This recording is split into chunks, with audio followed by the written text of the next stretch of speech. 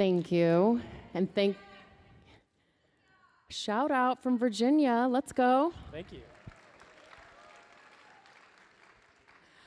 The gentleman on this stage, maybe some of you, except for our friend back there, have never heard of with respect to AAA and IRA. But I assure you, the gentlemen on this stage are some of the most active and ardent supporters of this definition, partly because one of them was the architect of the same. We are so grateful that they are here, so will you please make welcome again our guests.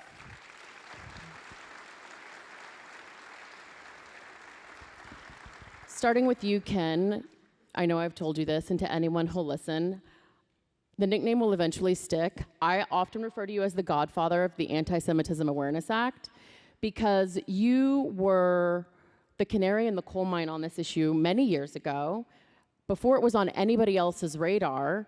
If you could just tell us a little bit about your position at that time and your role in getting this conversation started within the Department of Education. Happy to, Sandy, and great to be here and great to see so many strong friends of Israel. This is just phenomenal. And I would say nobody has been a stronger, more reliable supporter, not just of Israel in general, but of the Anti-Semitism Awareness Act than Christians United for Israel. Nobody's more influential. Nobody's better. So thank you. Over 20 years ago, I saw the first murmurings, the first stirrings of anti-Semitism on college campuses. I was at that point the head of an agency called Office for Civil Rights at the Department of Education. And I realized that there was no civil rights protection being offered then for Jewish Americans. The idea at that point was that Jews are not a minority, that civil rights were for African Americans and Hispanics and other groups. Under President George W. Bush, I was able to get a change made so that Jews are protected under the pertinent civil rights statute. But the problem was, it's one thing for federal investigators to say, we'll protect Jewish students, but another thing to understand what is anti-Semitism. Mm-hmm. And they just failed over and over again, and for years and years would not find a single example of campus anti-Semitism, even though it was even then all over the place.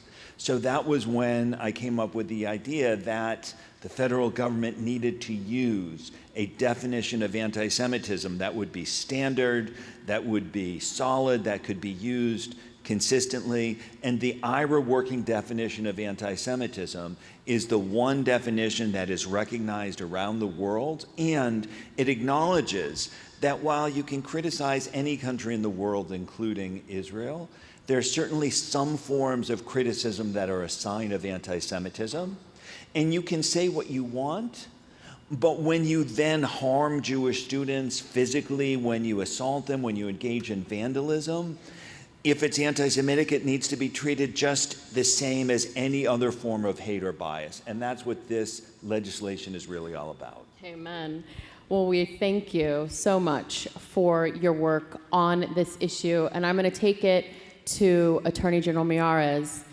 You have been leading this charge from the front in Virginia, and in terms of using all of the arrows that you have in your quiver as the Attorney General to combat anti-Semitism, talk to our people about the tools that you have been able to utilize to do this at the state level, where you have seen success and maybe some continued challenges.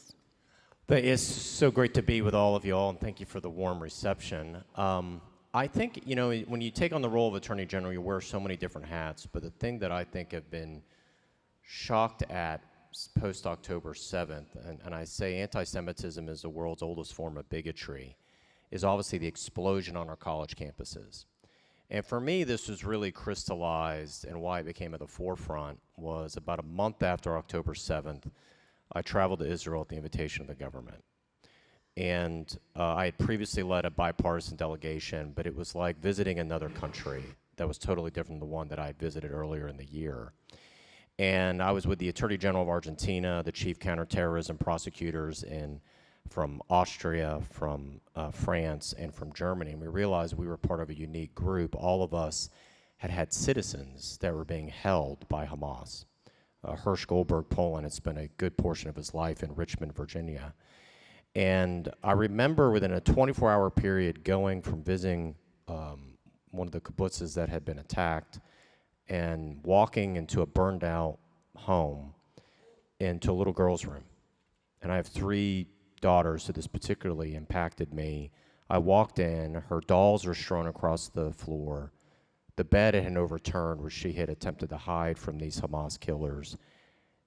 And right there in a bedroom in the corner was still bullet holes and bloods where they had executed this child.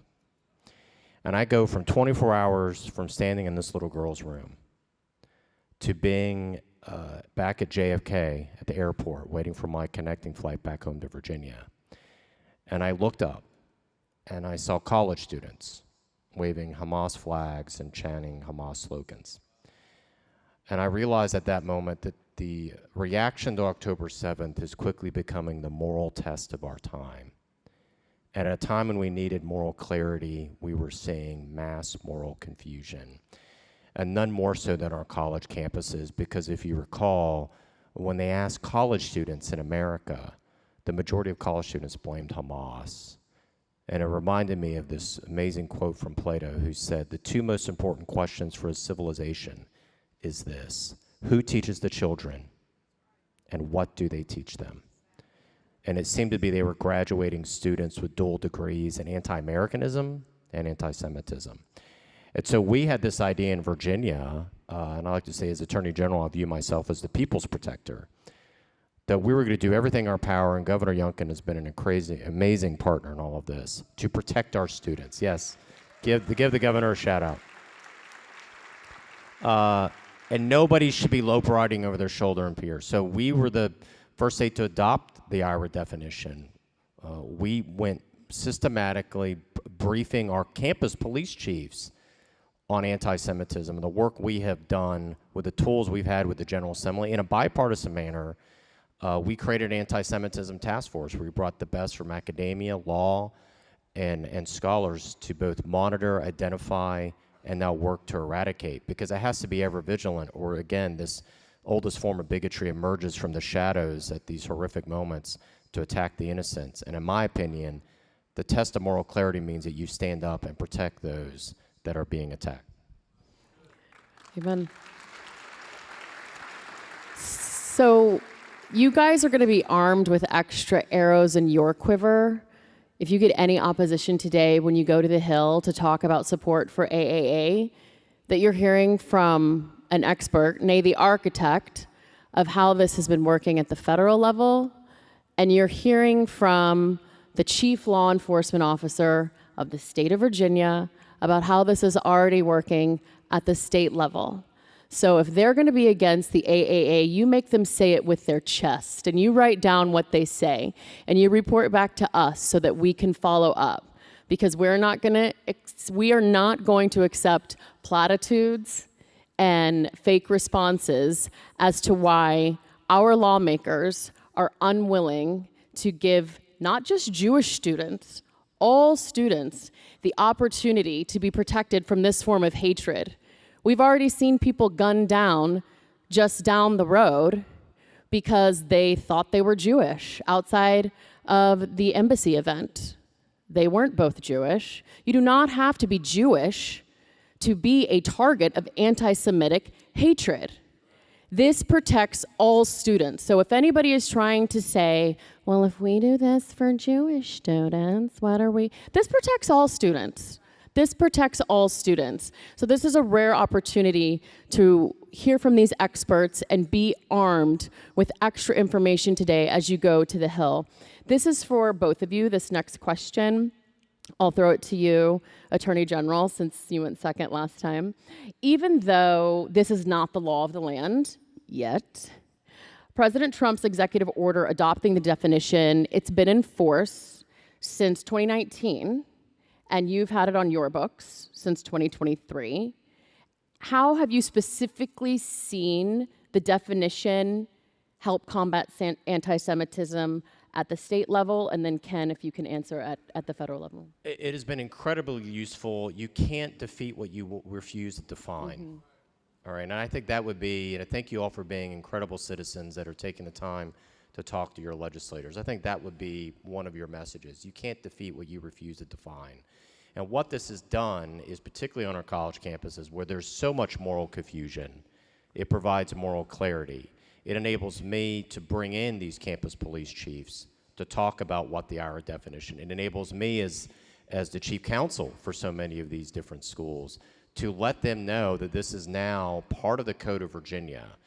And so we had I won't say which school, but we've had instances of horrific cases of anti-Semitism on our college campuses. And this has enabled us, with moral clarity, to also speak to the administrations, because part of your job as a lawyer is to advise your client where there is legal exposure, right? And so this tool also enables us to essentially advise our college campuses, you're facing enormous legal exposure by this activity happening, by your professors doing X, Y, and Z, and our job is now to advise you, you need to cut this out. And so we have seen repeatedly on college campuses a change, let's say a change of behavior, because we're able to point to this, and I think that's why it's so important. Sure, I'll say something about the federal level, but I also want to say something by way of gratitude to Jason Miyares about Virginia also. Yeah.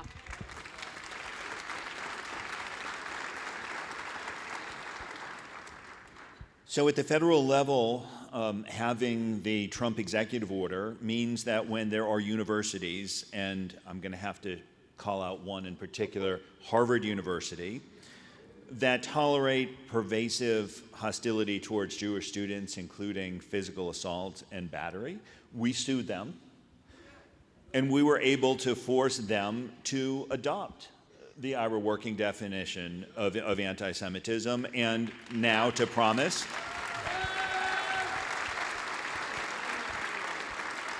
so now Harvard is going to have to promise to use it in all of their conduct proceedings and in their education. In Virginia, where the university councils for the public universities report to the Attorney General, Jason Miyares, we worked with George Mason University to integrate into its conduct code the IRA working definition, because it is part of the laws of the Commonwealth of Virginia as well as the federal government. Other university councils haven't done that around the country. I credit the leadership of Jason Miyares that we have it at George Mason University now, and hopefully that will be a model elsewhere as well. Again, this is another for the both of you. We've been working on trying to help make this the law since 2017. And what we have been surprised about, I think more recently, is that equivocation from some lawmakers that are on the right, typically on First Amendment grounds, which is funny. But what response do you have, and again, please both of you give the answer, we'll start with you, Ken, to any lawmaker, because I feel like this is going to be one of the larger things that you guys hear today in your meetings. What response would you give to any lawmaker that says, you know, we support the definition, but we're concerned about First Amendment rights if we codify IRA? They should be concerned about First Amendment rights every day of the week. I'm certainly concerned about it, and it should be a part of the way we interpret all of our laws. Now, fortunately, the overwhelming majority of Republican legislators understand IRA, they understand the Anti-Semitism Awareness Act, and they support it. But there are some who have reservations about free speech. And here's the way I look at it. The Anti-Semitism Awareness Act applies to conduct, not speech. Under the Anti-Semitism Awareness Act, you can say whatever you want. You can say things that are true or untrue. You can say things that are fair-minded or that are biased. But if you say certain things about Jews and Israel, and then you beat up on, assault, vandalize Jewish individuals or Jewish institutions, the fact you've been saying certain things can be used as evidence of motive, that it wasn't by accident, that it was based on hate, that it's fueled by bias. As long as you don't violate those sorts of rights, as long as you don't engage in vandalism or assault or things of that sort, as long as your conduct is good, you can say whatever you want, even if it is wrong-headed. But Anti-Semitism Awareness Act protects Jewish Americans and all Americans from wrongful conduct that violates the law. Yeah. Just real quick, that is exactly right. It's action and conduct, not speech. Blocking Jewish students from attending Hillel, physically blocking them, is not a First Amendment issue. That's action. Specifically assaulting a Jewish student because they're wearing a yarmulke is not free speech. That is action. Taking over an academic building at Columbia is not free speech. That is action. Creating a quote-unquote Jew-free zone on the campus at UCLA is not free speech. That is action. And blocking Jewish students from attending class. So I think you have to be really specific and use these examples with these legislators. Well, thank you for giving our people these examples. I know some of them are having to leave because they're headed to the Capitol Hill right now for their meetings. Attorney General, there are some that say laws like this put an unnecessary target on Jewish people's backs and therefore make anti-Semitism worse. What do you say, since your state has done most and more on this issue? I would say it's anti-Semitism that is putting the target on the Jewish people's back. It's not standing up and saying we need the moral clarity to define the world's oldest form of bigotry, which is what this is. And so I would push back on that. This is an incredibly useful tool for us to fight, push back the world's oldest form of bigotry. And Ken, we have seen through the work of organizations like yours, and of course leaders like the Attorney General, that have taken IRA and implemented it or helped implement it on the state level, since this is not a federal law, despite the fact that 37 states have already adopted it. So how effective do you think that these efforts have been in accomplishing the goals that AAA wants to achieve at the state level? Wherever we see states or local governments or others passing these bills, we see it turning into not just a way of addressing conduct, but of supporting education. It is a way of teaching people that there are lines between what is reasonable criticism and what is hate or bias. So when we see these bills enacted into law, state by state around the country, we see it as support for education against hate and in favor of equal treatment under the law. And last question for you, AG. What is one thing that policymakers can do to help bridge the gap between enforcement, like at the campus level, and then also law enforcement? So, I tell my staff all the time that 90% of life's problems can be always traced to either poor or miscommunication. It almost always comes down to that. And one thing we did when we saw these explosions of protest on these campuses is we brought all the police chiefs to Richmond of all of our universities, and we had a conversation with them. And the one thing we heard from them constantly is we don't right now feel like these college presidents have our back.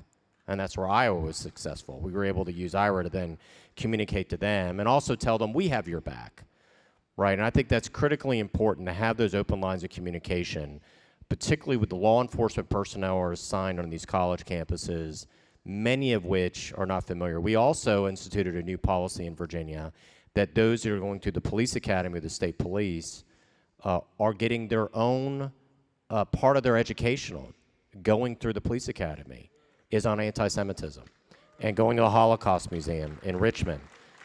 We found that incredibly effective because so many of the members of our state police, many of these cadets have come from rural areas where they're not really familiar with this issue.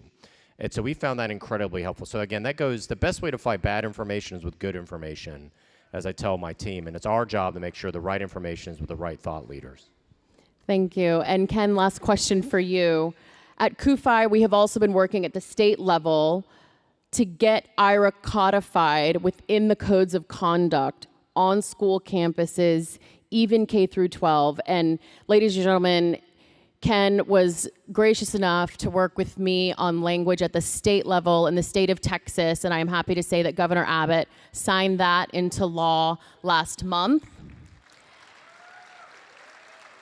And how important is it for us to work at the state level to make sure that this gets into the codes of conduct, even in K through 12, not college campus?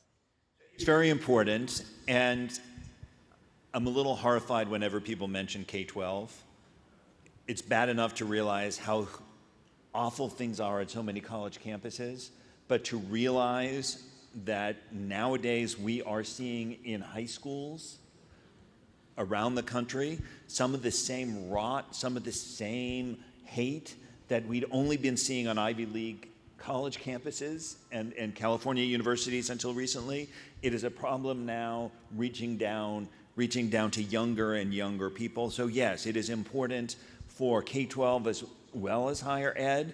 And even if we succeed, even if Congress passes the Anti-Semitism Awareness Act, public universities respond very, very sensitively to their state legislatures, especially public universities that are so heavily funded by state legislatures. So when state legislatures pass these state IRAs, that is something that has a very substantial impact on public universities, but also on local school systems. So very important. All politics is local. Gentlemen, thank you for coming. Thank you for sharing your wisdom and guidance. Members of CUFI, you have extra arrows in your quiver as you face Capitol Hill this afternoon on this issue, and let's see if we can't finally get this done this year. Thank you.